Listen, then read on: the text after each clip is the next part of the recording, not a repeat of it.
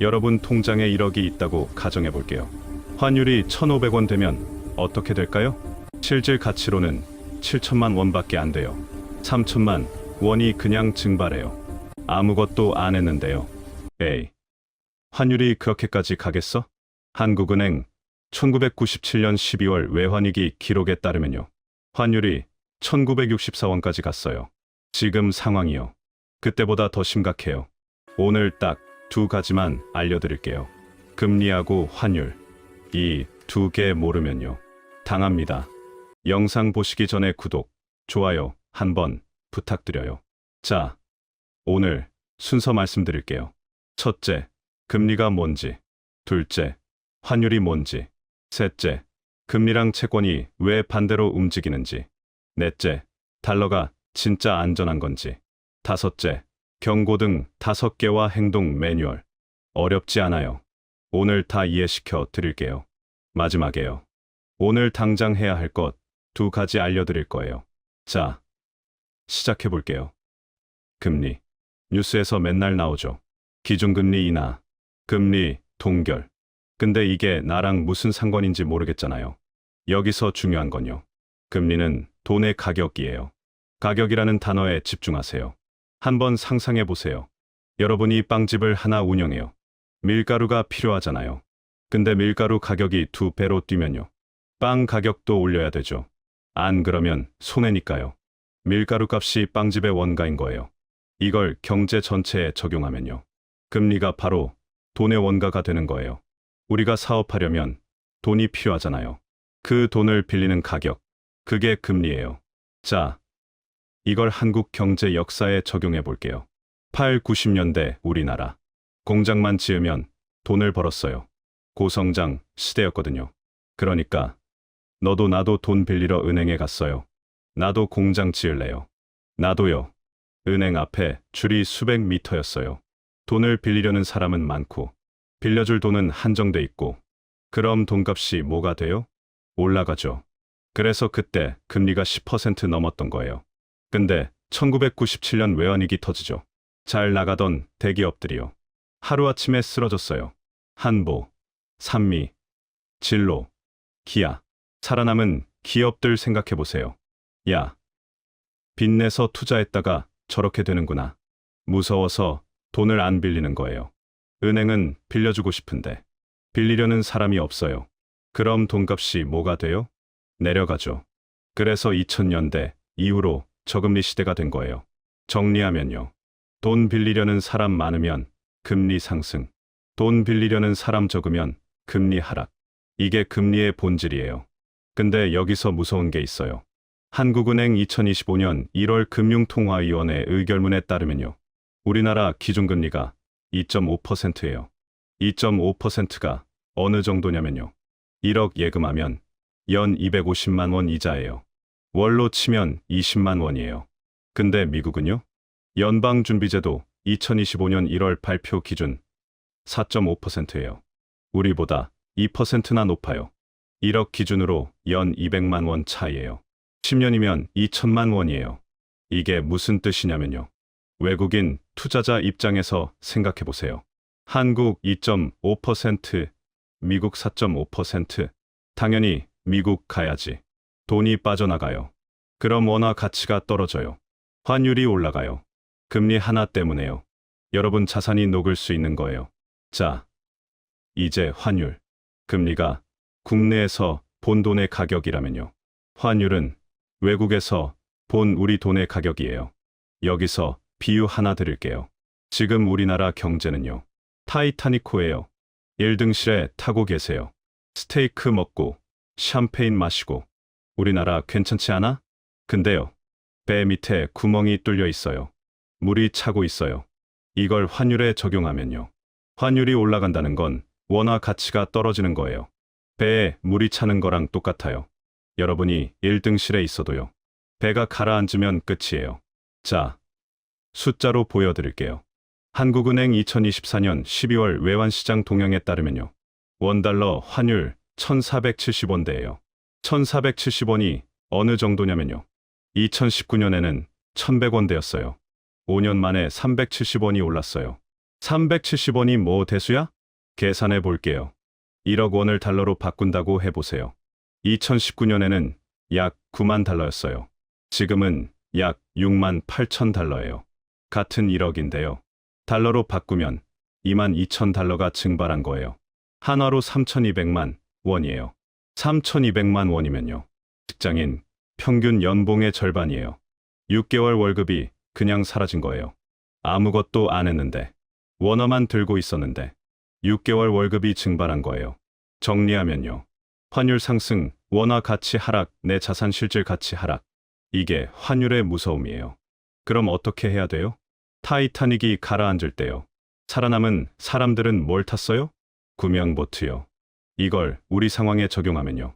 달러가 구명보트예요. 배가 가라앉아도요. 구명보트 타고 있으면 살아요. 원화가 무너져도요. 달러 좀 갖고 있으면 버텨요. 자, 여기서부터가 진짜 중요해요. 뉴스에서 이런 말 들어보셨죠? 금리 오르면 채권 가격 하락, 금리 내리면 채권 가격 상승. 이게 도대체 무슨 소린지 모르겠잖아요. 오늘 완벽하게 이해시켜 드릴게요. 먼저 채권이 뭔지부터. 채권은요, 중도 해지 안 되는 정기예금이에요. 이게 핵심이에요. 상황을 만들어 볼게요. 여러분이 은행에 갔어요. 10년 동안 묶을 건데. 금리 얼마예요? 연 3%요.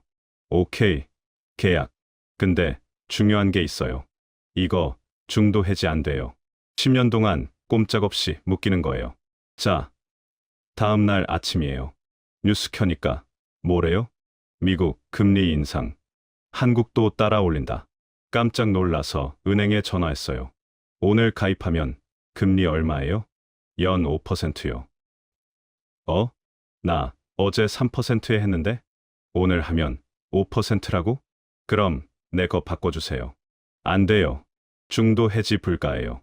이걸 금융 상품에 적용하면요. 이게 바로 채권이에요. 한 번 사면 만기까지 묶이는 거예요. 자, 이제 왜 가격이 반대로 움직이는지 설명할게요. 여러분이 3% 채권을 갖고 있어요. 1억 원어치요. 근데 시장 금리가 5%가 됐어요.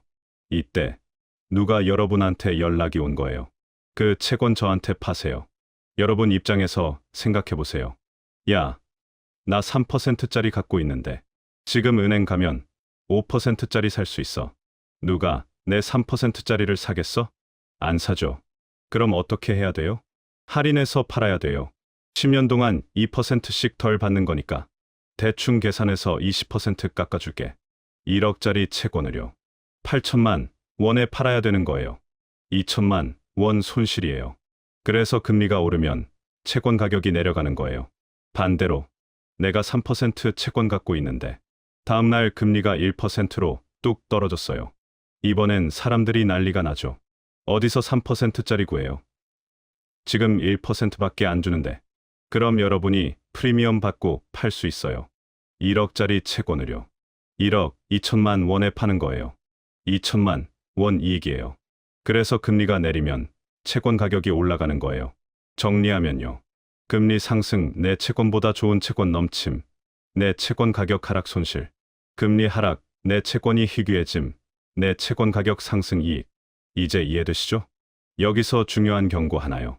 지금 미국 금리가 4.5%예요. 역사적으로 높은 수준이에요. 이 말은 뭐냐면요. 언젠가 내릴 거라는 거예요. 금리가 내리면요. 채권 가격이 올라요. 그래서 지금 미국 국채 사두면요. 금리 내릴 때 수익 볼 수 있어요. 근데요. 여기서 반전이 있어요. 요즘 이런 말 많이 들리죠. 달러 약세다. 달러 시대 끝났다. 위안화가 뜬다. 진짜일까요? 2008년 금융위기 직전에도요. 똑같은 말 했었어요. 달러 시대 끝났다. 위안화 시대다. 중국이 미국 잡는다. 그때 원달러 환율이 900원까지 빠졌었어요. 근데요. 리먼 브라더스 터지고 나서 어떻게 됐을까요? 한국은행 2008년 외환위기 보고서에 따르면요. 환율이 1600원까지 뛰었어요. 900원, 1600원. 거의 2배예요. 코로나 때도 마찬가지예요. 2020년 3월. 미국에서 코로나 확진자 폭발했어요. 미국 경제 망하는 거 아니냐는 말 나왔어요. 근데 달러가 어떻게 됐을까요? 올랐어요. 이상하죠? 미국이 위기인데 왜 달러가 올라? 이유가 있어요. 비유로 설명해 드릴게요. 전 세계 기업들이요. 돈 빌릴 때 대부분 달러로 빌려요. 평소에는 괜찮아요. 빌린 돈으로 장사하고 이자 내고 잘 살아요. 근데 위기가 오면요. 미국 은행들이 전화해요. 야, 달러 갚아. 이게 뭐랑 비슷하냐면요. 여러분이 친구한테 1천만 원 빌렸어요. 천천히 갚아도 돼라고 했어요. 근데 갑자기 그 친구가 전화해요. 야, 나 급해. 다음 주까지 다 갚아. 어떻게 해요? 갖고 있던 거 다 팔아서라도 갚아야죠. 이걸 전 세계 경제에 적용하면요. 지금 전 세계 기업들이 그 상황인 거예요. 자기 나라 돈 팔고, 주식 팔고, 부동산 팔고, 달러 사서 갚아야 돼요. 동시에 다 같이 달러 사니까 달러 값이 하늘로 치솟는 거예요. 정리하면요. 일상적인 상황에서는요. 달러 약세다, 위안화다, 이런 말 나와요. 근데 진짜 위기가 오면요. 결국 달러로 몰려요. 그래서 달러는 궁극의 안전자산이에요. 그럼 위안화는요? 기축통화가 되려면 조건이 있어요. 전 세계에 널리 풀려 있어야 돼요. 그러려면 무역 적자를 내야 해요. 물건 사면서 돈을 뿌려야 하니까요. 근데 중국은요. 세계의 공장이에요. 물건 팔아서 돈 긁어 모으는 나라예요. 위안화가 해외에 안 풀려요. 기축통화? 아직 멀었어요. 한국은행 2024년 12월 외환보유액 통계에 따르면요. 약 4,150억 달러예요. 이게 어느 정도냐면요. 국민 1인당 약 800만 원이에요. 이 중 대부분이 달러 자산이에요. 우리나라 중앙은행도 결국 달러를 쥐고 있는 거예요. 그러니까요. 여러분도 달러 좀 갖고 계세요. 자, 그럼 우리가 뭘 봐야 될까요? 자동차에 계기판 있잖아요. 연료 떨어지면 경고등 들어오죠. 온도 올라가면 경고등 들어오죠. 경제도 똑같아요. 계기판이 있어요. 5가지만 기억하세요. 계기판 1. 기준금리. 왜 중요하냐면요. 금리가 낮으면 외국 돈이 빠져나가요. 외국 돈이 빠지면 환율이 올라요. 환율이 오르면 여러분 자산이 녹아요. 한국은행 2025년 1월 금융통화위원회 의결문 기준 2.5%예요. 임계점. 미국보다 2% 이상 낮아지면 위험. 현재 미국 4.5%, 한국 2.5%, 2% 차이 경고. 돌파하면 행동. 달러, 비중을 늘리세요. 자산의 2030%는 달러로 가져가세요. 계기판, 2원달러 환율. 왜 중요하냐면요. 환율은 여러분 자산의 체온계예요. 환율이 오르면 원화 자산이 열나는 거예요. 40도 넘으면 위험한 거예요. 현재 1,470원대예요. 임계점. 1,400원 이상 경고. 1,500원 이상 위험. 1,600원 이상 비상. 돌파하면 행동. 1,400원 넘으면 달러 매수 시작. 1,500원 넘으면 원화 예금 비중 축소. 1,600원 넘으면 이미 늦었어요. 절대 그 전에 움직이세요. 계기판 3 GDP 성장률. 한국은행 2025년 경제전망보고서 기준 0.8%예요. 이게 어느 정도냐면요. 2009년 금융위기 때랑 똑같은 수준이에요. 위기 아닌 것 같은데 위기급 수치가 나온 거예요. 임계점. 1% 이하 위험. 0% 이하 비상 경기 침체. 돌파하면 행동. 안전자산 비중 늘리세요. 주식 비중 줄이고 현금 달러 금 비중 늘리세요. 계기판 4 소비자 물가 상승률. 한국은행 목표가 2%예요. 물가 상승은요. 소리 없는 강도예요. 예를 들어 볼게요. 여러분 월급이 안 올랐어요. 근데 물가가 5% 올랐어요. 그럼 여러분 월급이 실제로는 5% 깎인 거예요. 아무도 안 건드렸는데 소리 없이 도둑 맞은 거예요. 임계점. 2% 안정. 3% 이상 경고. 5% 이상 위험. 돌파하면 행동. 현금 들고 있으면 절대 안 돼요. 실물자산 부동산. 금 또는 물가연동 자산으로 옮기세요. 계기판 5 실업률. 일자리가 사라지면 소비가 죽어요. 소비가 죽으면 경제가 죽어요. 임계점. 3% 이하 안정. 4% 이상 경고. 5% 이상 위험. 돌파하면 행동. 내 일자리부터 점검하세요. 비상금 6개월치 이상 확보하세요. 이 5가지요. 한 달에 한 번만 체크하세요. 네이버에 한국은행 기준금리, 원달러 환율, GDP 성장률 검색하면 다 나와요. 자, 정리할게요. 오늘 2가지 배웠어요. 금리는 돈의 가격, 환율은 외국이 보는 우리 돈의 가격. 이 2개가 움직이면요. 여러분 통장 잔고는 그대로인데 실제 가치는 녹을 수 있어요. 지금 우리나라 상황이요. 타이타닉이 서서히 기울고 있는 거예요. 1등실에서 샴페인 마시고 있으면 안 돼요. 구명보트 위치 확인해야 돼요. 오늘 퇴근하고 집에 가면요. 딱 2가지만 하세요. 첫째, 외화 통장 개설하세요. 은행 앱 열면 돼요. 외화 통장 개설 누르세요. 10분이면 끝나요. 그리고요. 자산의 2030%는 달러로 바꿔 놓으세요. 1억 있으면 2, 3천만 원, 5천만 원 있으면 500에서 1000만 원. 지금 환율 1470원이에요. 비싸 보이죠? 근데 1600원 되면요. 1470원대 샀어야 했는데 후회해요. 둘째, 증권 계좌 확인하세요. 없으면 만드세요. 스마트폰으로 10분이면 돼요. 그리고요. 미국 달러 ETF 하나 검색해 보세요. 당장 안 사도 돼요.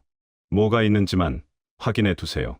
위기 올 때 바로 움직일 수 있게요. 이 2가지요. 오늘 당장 하세요. 지금 바로요. 이 영상 보시고 좋은 정보네 하고 끄시면 절대 안 돼요. 내일 하면 모레 하고 모레 하면 안 해요. 그러다가 환율 1600원 넘으면요. 그때는 늦어요. 은행 앞에 줄이 수백 미터 될 거예요. 그때 가서 후회하지 마시고 지금 하세요. 1997년 IMF 때요. 2 부류의 사람이 있었어요. 한 부류는 설마 그러겠어 하면서 아무것도 안 했어요. 다른 부류는 혹시 모르니까 하면서 준비했어요. 결과는 어땠을까요? 준비한 사람들은 살아남았어요. 아니, 오히려 부자가 됐어요. 삼성 주식 바닥에서 주웠어요. 강남 아파트 반값에 샀어요. 이건 능력의 차이가 아니었어요. 준비의 차이였어요. 여러분은 오늘 이미 첫 걸음을 뗐어요. 이 영상을 끝까지 봤잖아요. 이제 다음 단계로 가세요. 오늘 저녁 외화 통장 개설하세요. 증권 계좌 확인하세요. 여러분의 10년 뒤를 응원합니다.